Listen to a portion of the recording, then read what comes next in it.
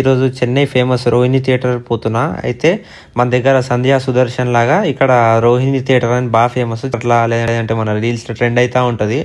అదే purple colour lighting వేసుకొని ఆడలు దుంకుతూ ఉంటారు రెట్రో సినిమాకి, అదే థియేటర్ ఇది. అయితే మన ఛానల్లో బేసిక్గా ఇప్పుడు మనం ఏం చేస్తున్నామంటే ఆల్ ఇండియా టూర్లో చేస్తూ ఉన్నాం. ముందు లాంగ్ వీడియోస్ కూడా వస్తాయి. లాస్ట్ దాకా చూడండి, స్కిప్ చేయకండి. అదే షోకి ఇంకో గంట సేపు ఉందనంగా స్టార్ట్ అయినా. ధనుష్ బర్త్డే స్పెషల్ కాబట్టి వడ చెన్నై అనే సినిమా రిలీజ్ చేస్తున్నారు.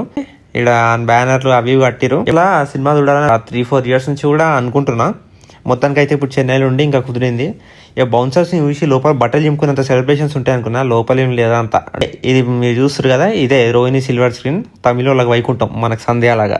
ఈ థియేటర్లో పర్పుల్ లైటింగ్ అని చెప్పిన కదా స్టార్టింగ్లో, అదే బాగా మెయిన్ హైలైట్. అండ్ సౌండింగ్ కూడా ఇక్కడ బాగుంటుంది. థియేటర్లో అంతా మాస్ ఆడియన్స్ అయితే వచ్చేసారు. నేను ఇంకా కావాల్సింది కూడా అదేలే కానీ నేను కూడా నా వంతు సాయంగా చిల్లరేషాలు వేసిన.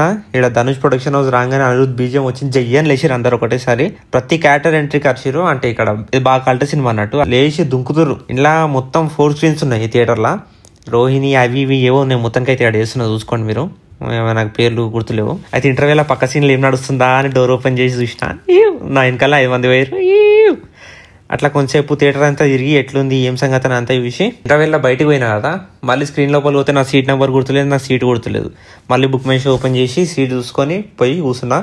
అంతే, ఇంకా మళ్ళీ సినిమా స్టార్ట్ అయిపోయింది. వెట్రిమారన్ అంటే చాలా పెద్దోడు, మీకు తెలియదు, మీలాంటి చిన్న వాళ్ళు తెలియదు. మాలాంటి సినీ ఫైల్స్కి తెలుస్తుంది. టీఎఫ్ఐకి కాదు, కేఎఫ్ఐకి కూడా బానిసలు ఉన్నారు. తోపు సినిమా ఇది, అందరు చూడండి. యాక్చువల్గా అందరూ ధనుష్ ఫ్యాన్స్ వచ్చిరు అనుకున్నా, కానీ ఈ సినిమాకి సంబంధించిన ఆడియన్స్ వచ్చిరు అందరూ. ఇక్కడనే మన టీఎఫ్ఐ జీసస్ పోస్టర్ కూడా వేసారు. మనకు బస్సు దొరికింది, బస్సు ఎక్కేసి పోయినాం. వీళ్ళ చెన్నైలో ఏంటంటే నైట్ పూట కూడా మనకి ఆర్టీసీ బస్సులు దొరుకుతాయి, అది మన దగ్గర ఉంటాయి. ఎందుకు ఇక్కడ ఇంకో హైలైట్ ఏంటంటే ఇక్కడ యూపీఐ పేమెంట్స్ యాక్సెప్ట్ చేస్తారు. మళ్ళీ ఇంకోటి మెట్రో లాగా మన దగ్గర మెట్రోలో ఈ ప్లేస్ వచ్చింది ఆ ప్లేస్ వచ్చింది అని చెప్పినట్టు ఇక్కడ బస్ లో కూడా ఈ స్టాప్ వచ్చింది ఆ స్టాప్ వచ్చింది అని అనౌన్స్మెంట్ అయితే ఉంటుంది. రాత్రి ఆడ రోడ్లన్నీ ఖాళీగా ఉన్నాయి. ఏం ఫీల్ ఉంది మాకు నేను చూస్తా ఉంటే. మా హోటల్ కొంచెం దూరాలనే స్టాప్, ప్రైమ్ లొకేషన్స్ ఉంటే ఇదే మనకు కొంచెం అడ్వాంటేజ్ ఉంటుంది.